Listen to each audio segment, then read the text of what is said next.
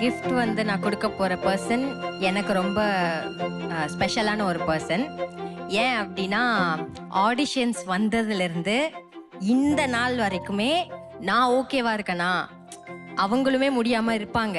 ஆனா அந்த நேரத்துலயும் நான் ஓகேவா இருக்கேனா, உனக்கு எல்லாம் ஓகேவா, கொஞ்சம் இருமல் வந்தா கூட அங்க போய் ஓடி வந்து எனக்காக சிரப், அம்மா கிட்ட காஃப் சிரப் வாங்கிட்டு வரதா இருக்கட்டும், நான் வீட்டுக்கு பத்திரமா போயிட்டேனா, எவ்ரி டைம் ரிஹர்சல்ல இருந்து வீட்டுக்கு போகும்போது எனக்கு வந்து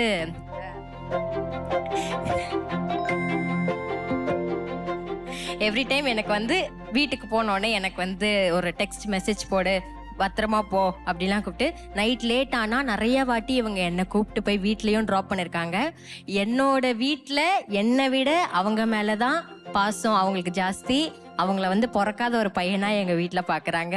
எனக்கு வந்து அவங்க வந்து ஒரு பெஸ்டி மட்டும் இல்லாமல் என்னோட பிக் பிரதர். அவங்க என்னோட ஃபேமிலியில் ஒருத்தவங்க. This is for Abraham.